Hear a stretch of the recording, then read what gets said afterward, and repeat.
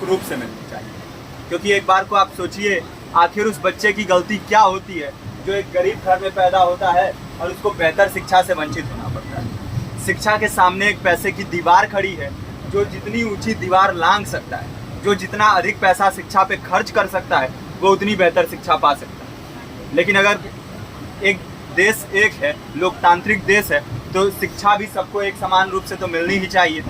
आज परिस्थिति ये है कि एक तरफ तो प्राइवेट स्कूल हैं जो लूट के अड्डे बने हुए हैं, वहाँ पे आप एडमिशन कराने जाएंगे तो सिर्फ एडमिशन के नाम पे ही आपको 10,000 20,000 रुपये देना होगा। और कमीशन खोरी का ऐसा धंधा है कि कॉपी, किताब, टाई, बेल्ट, ड्रेस, जूता कहाँ से खरीदना है ये आप नहीं तय करेंगे वो प्राइवेट स्कूल वाले। यानी आम लोगों की मेहनत की आखिरी कौड़ी उनके जेब से वसूल लेना चाहते हैं। और दूसरी तरफ सरकारी स्कूलों में न तो पर्याप्त टीचर हैं, न पर्याप्त बिल्डिंगें हैं। 2019 का ही ये पुराना आंकड़ा है कि हर 100 में से 52 स्कूलों में या तो एक टीचर हैं या 2 टीचर हैं। और उन्हीं टीचरों के ऊपर जिम्मेदारी थोप दी जाती है कि जनगणना करो, मतगणना करो, पशुगणना करो, तमाम काम करवाए जाते हैं। और 19 के बाद से तब से कितने टीचर रिटायर हुए होंगे और 18 के बाद से कोई टीचर की वैकेंसी भी नहीं है।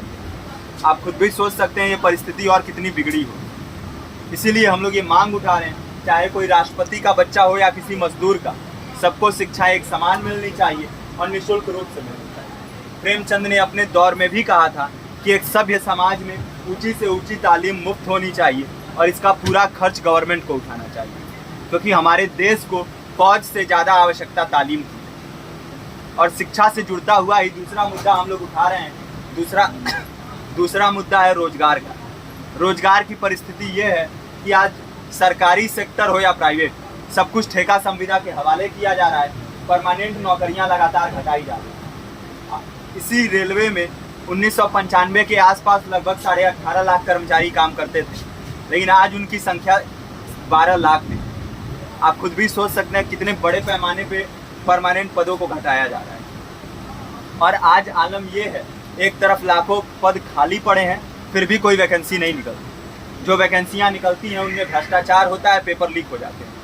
RO, UP police, BPSC, SSC, CGL, ऐसे तमाम पेपर लीक हो चुके हैं, आप लोग भी जानते ही। अभी नीट की धांधली में ये पता चला कि एक एक पेपर 30 लाख से 50-50 लाख रुपए में बेचा गया। हम और आप तो ये पैसा नहीं दे सकते। पूरी की पूरी कारस्तानी सरकार, प्रशासन, शिक्षा माफियाओं की होती है। और भुगतता कौन है? आम घरों के लोग, जो लोग सालों साल तैयारी करते हैं, दिन भर में 10-10 घंटे, 12-12 घंटे पढ़ते हैं। और इतनी कड़ी मेहनत के बाद, सालों साल की मेहनत के बाद उनके हाथ लगती है तो सिर्फ हताशा, निराशा, अवसाद। बहुत से छात्र नौजवान जो इस बेबसी में, इस डिप्रेशन में नहीं जी पाते, आत्महत्या तक के कदम उठा लेते हैं। लेकिन ये देश की विडंबना है कि टीवी चैनल, अखबार, मीडिया, नेता, मंत्रियों के लिए कहीं ये कोई मुद्दा नहीं है। उनके लिए मुद्दे हैं तो जाति, धर्म, रंग, नस्ल, अगड़ा पिछड़ा।